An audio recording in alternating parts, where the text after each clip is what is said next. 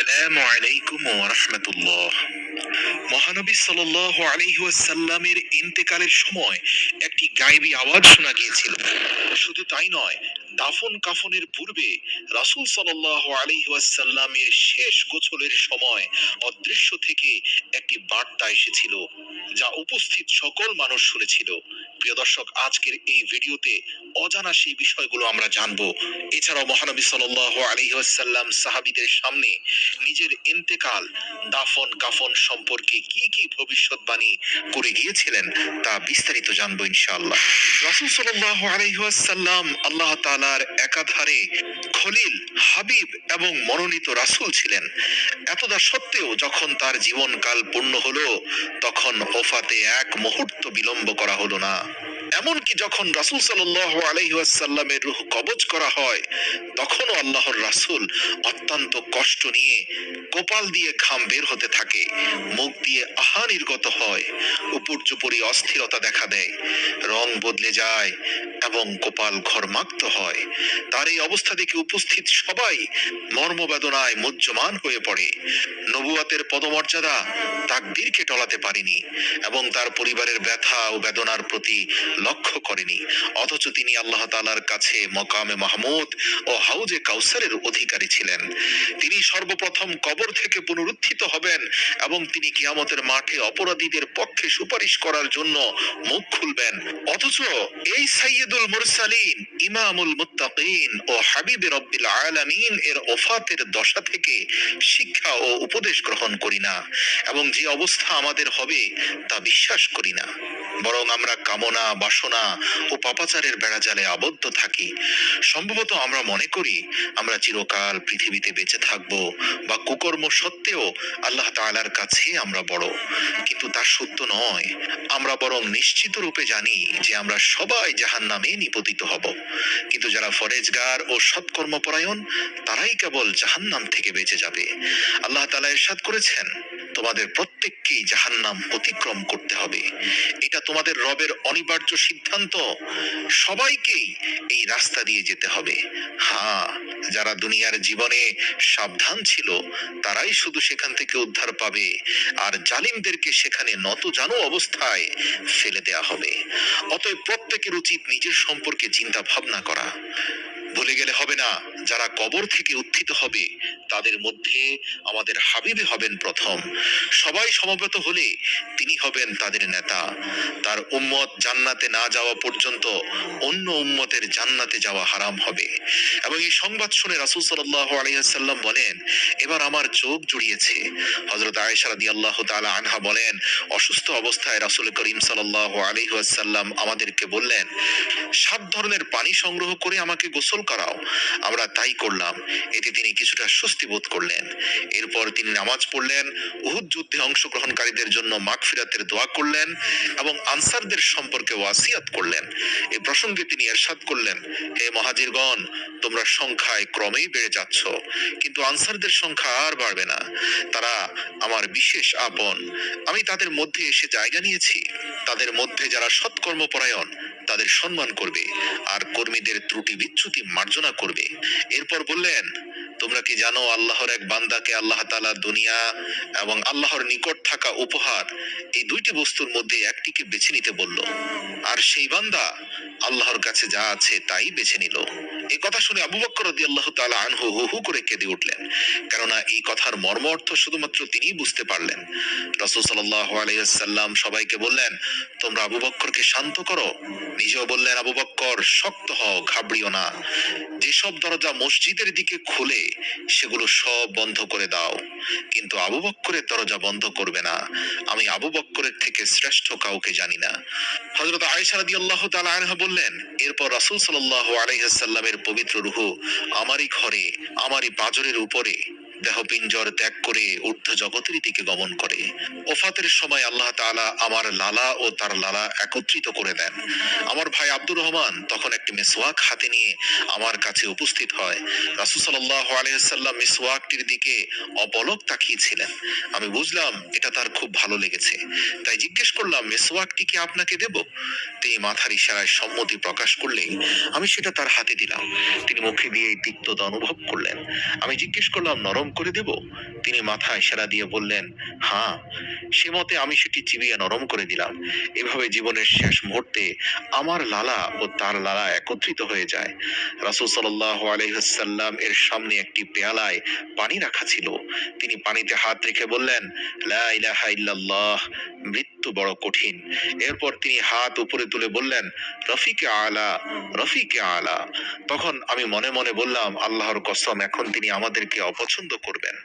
হযরত সাঈদ ইবনে আব্দুল্লাহ তার পিতার কাছ থেকে বর্ণনা করেন, আনসাররা যখন দেখলো রাসূল সাল্লাল্লাহু আলাইহি ওয়াসাল্লামের শারীরিক অবস্থা ক্রমান্বয়ে খারাপের দিকে যাচ্ছে, তখন তারা মসজিদে নববীর আশপাশে জামায়াত হলো। হযরত আব্বাস রাদিয়াল্লাহু তাআলা আনহু রাসূল করিম সাল্লাল্লাহু আলাইহি ওয়াসাল্লামের কাছে গিয়ে বললেন, লোকজন সমবেত হয়েছে, তারা ভয় করছে। এরপর হযরত ফজল গেলেন এবং একই কথা বললেন। হযরত আলী রাদিয়াল্লাহু তাআলা আনহু সেখানে পৌঁছে একই কথা বললেন।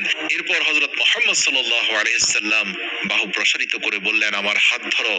তারা হাত ধরলে তিনি জিজ্ঞেস করলেন, লোকেরা কি বলাবলি করছে? তখন উত্তরে তারা বলল, লোকেরা আপনার ইন্তেকালের ব্যাপারে ভয় পাচ্ছে ইয়া রাসূলুল্লাহ। পুরুষরা আপনার কাছে জামায়াত হয়েছে দেখে মহিলারা আর্তনাদ করতে শুরু করেছে। এরপর রাসূল সাল্লাল্লাহু আলাইহি সাল্লাম বলে উঠলেন, আমাকে তাদের কাছে নিয়ে চলো। তারপর হযরত আলী ও হযরত ফজলের সাহায্যে আল্লাহর রাসূল বাইরে এলেন। তার মাথায় পট্টি বাঁধা ছিল।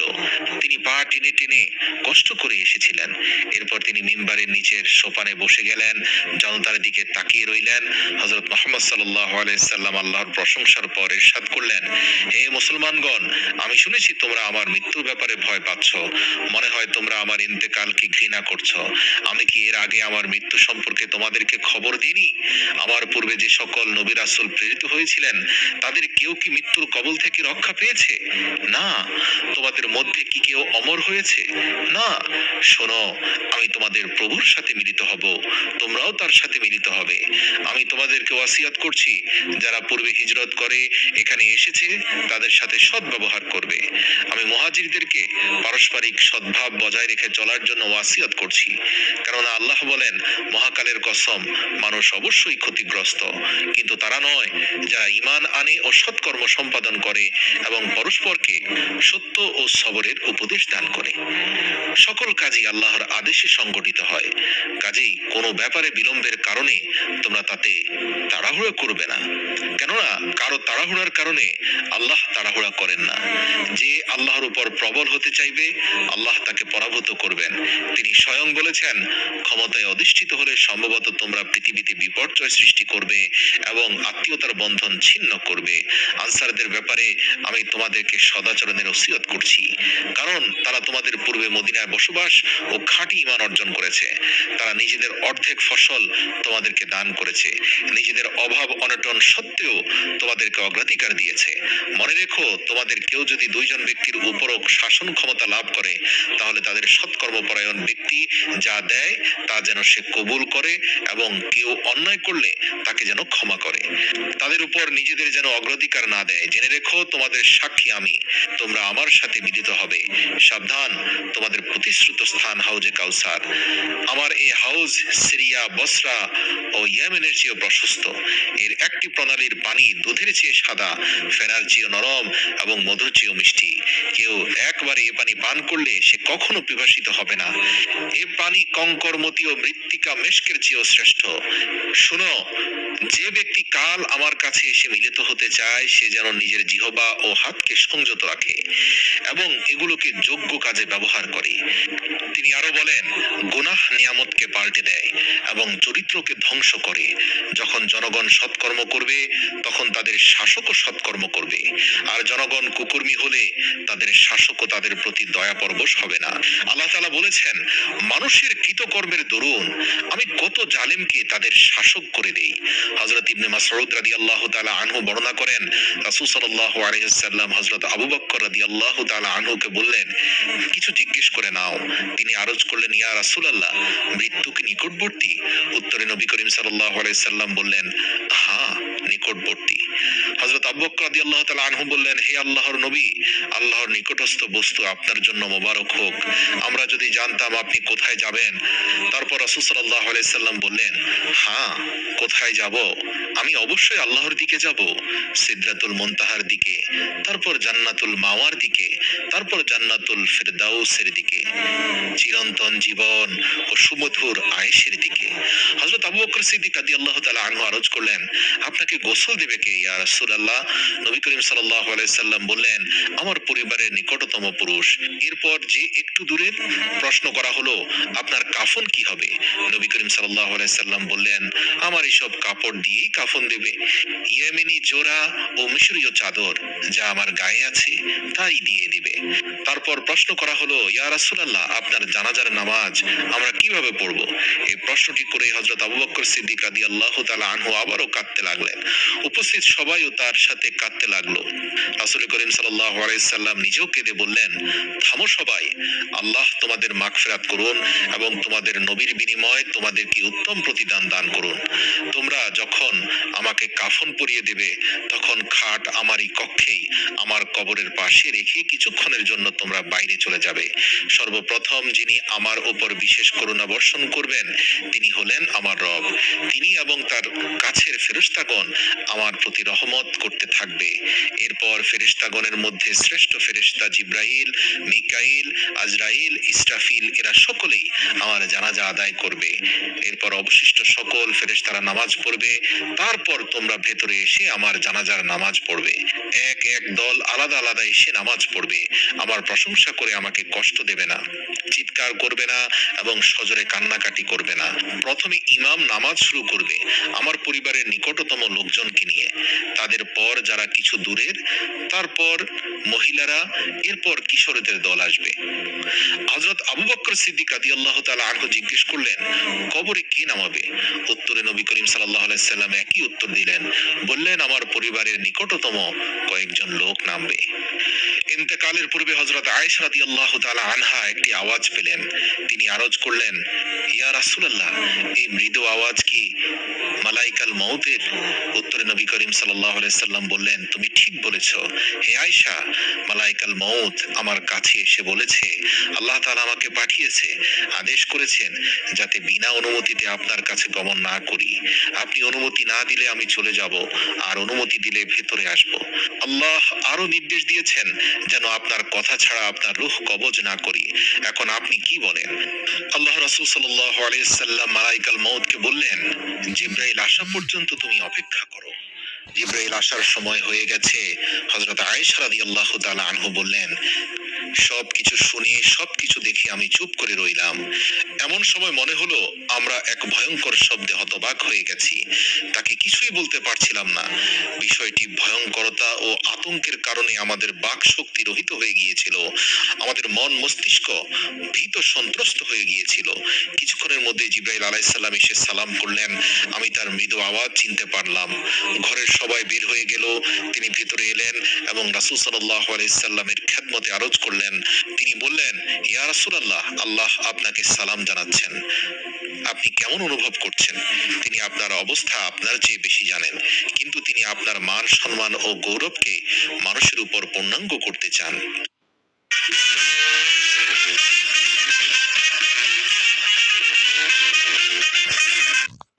রাসূল সাল্লাল্লাহু আলাইহি সাল্লাম বললেন, আমি নিজেকে বেদনাক্লিষ্ট অনুভব করছি। জিবরাইল আলাইহিস সালাম বললেন, আপনি সুসংবাদ গ্রহণ করুন। আল্লাহ তাআলা আপনার জন্য যে মর্তবা তৈরি করে রেখেছেন তাতে আপনাকে পৌঁছে দিতে চান। মহানবী সাল্লাল্লাহু আলাইহি সাল্লাম ইরশাদ করলেন, হে জিবরাইল, মালাইকাল মউত আমার কাছে অনুমতি চেয়েছে। জিবরাইল আলাইহিস সালাম আরজ করলেন, ইয়া মুহাম্মদুর রাসূলুল্লাহ, আল্লাহ আপনার চিরস্থায়ী সাক্ষাতের জন্য ব্যাকুল হয়ে আছেন। তিনি আপনাকে কাছে নিতে চাইছেন। আল্লাহর কসম, মালাইকাল মউত আজ পর্যন্ত কারো কাছে অনুমতি চায়নি এবং ভবিষ্যতেও কারো কাছে অনুমতি চাইবে না। কিন্তু আপনার গৌরবকে পূর্ণতা দান করা আল্লাহ তাআলার লক্ষ্য এবং তিনি আপনার জন্য অতিশয় আগ্রহী।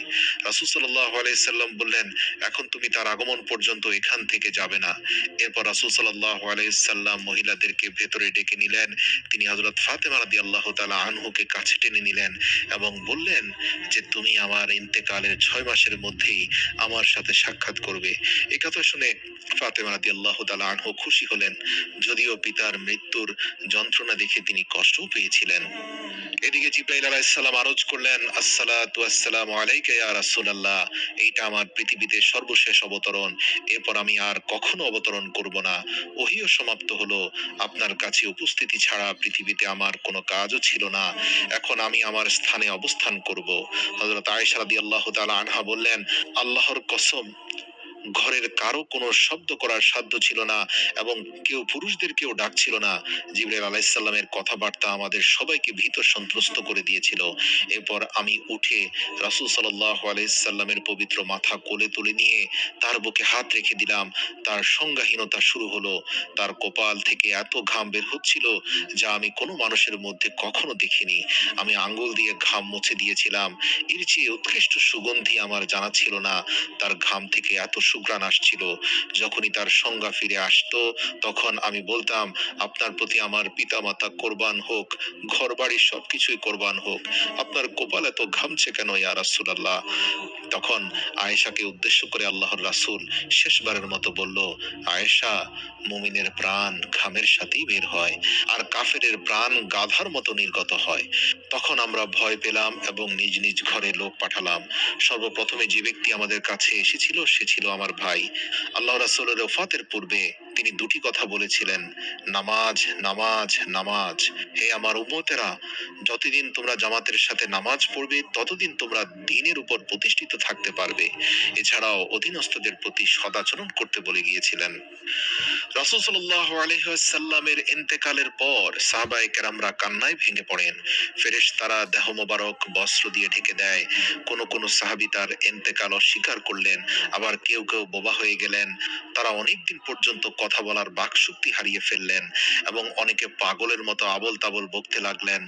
হযরত ওমর রাদিয়াল্লাহু তাআলা আনহু তাদের মধ্যে সর্বশ্রেষ্ঠ ছিলেন, যিনি একেবারে বলা যেতে পারে অনেকটাই অ্যাবনর্মাল হয়ে গিয়েছিলেন। এমনকি তিনি আল্লাহর রাসূলের ইন্তেকাল অস্বীকার করে বসলেন। তিনি বাইরে এসে বললেন, মুসলমানগণ, রাসূল করিম সাল্লাল্লাহু আলাইহি সাল্লাম ওফাত পাননি। আল্লাহ তাআলা তাকে ফিরিয়ে দেবেন এবং মুনাফিকদের হাত পা কেটে দেবেন যারা তার মৃত্যু কামনা করত। আল্লাহ তাআলা হযরত মূসা আলাইহিস সালামকে যেমন 40 দিনের ওয়াদা করে নিয়ে যান, তেমনি আমাদের হুজুরকেও নিয়ে গেছেন। তিনি তোমাদের কাছে ফিরে আসবেন। এক বর্ণনায় আছে হযরত ওমর রাদিয়াল্লাহু তাআলা আনহু বলেছিলেন, হে মুসলমানগণ, মহানবী সাল্লাল্লাহু আলাইহি সাল্লামের ওফাতের কথা বলবে না। তিনি ওফাত পাননি। আল্লাহর কসম, এখন থেকে যদি কেউ ওই কথা বলতে শুনি, তরবারি দিয়ে তাকে আমি দ্বিখণ্ডিত করে ফেলবো। হযরত আলী রাদিয়াল্লাহু তাআলা আনহু হতবিহ্বল হয়ে গেলেন। ঘরের ভিতরে বসে রইলেন। কারো কোনো কথার উত্তর দেওয়ার শক্তি হারিয়ে ফেলেছিলেন। অনেকটাই বোবা হয়ে গিয়েছিলেন। মানুষ তাকে হাত ধরে এক জায়গা থেকে অন্য জায়গায় নিয়ে যেত। প্রিয়জনের বিয়োগ ব্যথায় যেন তিনি পথ ঘাটও ভুলে গিয়েছিলেন। মুসলমানদের মধ্যে যে অবস্থা, হযরত আবু বকর সিদ্দিক রাদিয়াল্লাহু তাআলা আনহু ও আব্বাস রাদিয়াল্লাহু তাআলা আনহু ছিলেন একমাত্র সুদৃঢ় ব্যক্তি যারা আল্লাহর রাসূলের ইন্তেকালের পরে সবচেয়ে দৃঢ়তার পরিচয় দিয়েছেন। বিশেষ করে আবু বকর রাদিয়াল্লাহু তাআলা আনহু। তিনি বাইরে বের হয়ে এলেন। মানুষের মধ্যে মিশ্র প্রতিক্রিয়া এবং বিভ্রান্তি দেখে চিৎকার করে বললেন, সেই সত্তার কসম যিনি ব্যতীত কোনো মাবুদ নেই। রাসূল করিম সাল্লাল্লাহু আলাইহি সাল্লাম মৃত্যুর স্বাদ আস্বাদন করেছেন। তিনি তো জীবদ্দশায় তোমাদের মধ্যে বলেই গিয়েছেন আল্লাহর সেই আয়াত, নিশ্চয়ই আপনিও মৃত্যুবরণ করবেন এবং তারাও মৃত্যুবরণ করবে। এরপর তোমরা কিয়ামতের দিন তোমাদের রবের সামনে বাদানুবাদ করবে। হযরত আবু বকর সিদ্দিক রাদিয়াল্লাহু তাআলা আনহু বনি হারিস এর কাছে অবস্থান করছিলেন। ওফাতের সংবাদ পেয়ে রাসূল করিম সাল্লাল্লাহু আলাইহি সাল্লামের কাছে এসে তার দিদারে ধন্য হলেন। এরপর দেহ মোবারকের উপর ঝুঁকে চুম্বন দিয়ে বললেন, আমার পিতা ও মাতা আপনার প্রতি উৎসর্গ হোক ইয়া রাসূলুল্লাহ। আল্লাহ তাআলা আপনাকে দুবার মৃত্যু দেবেন না। একবার ওফাত ছিল যা আপনি পেয়েছেন। এরপর তিনি জনতার কাছে গিয়ে বললেন, হে মুসলমানগণ, যারা মুহাম্মদ সাল্লাল্লাহু আলাইহি সাল্লামের অনুসারী তারা জেনে নিও তিনি ইন্তেকাল করেছেন। আর যারা মুহাম্মদ সাল্লাল্লাহু আলাইহি সাল্লামের রবের অনুসারী তাদের জানা উচিত আমাদের রব হাইয়ুল কাইয়ুম,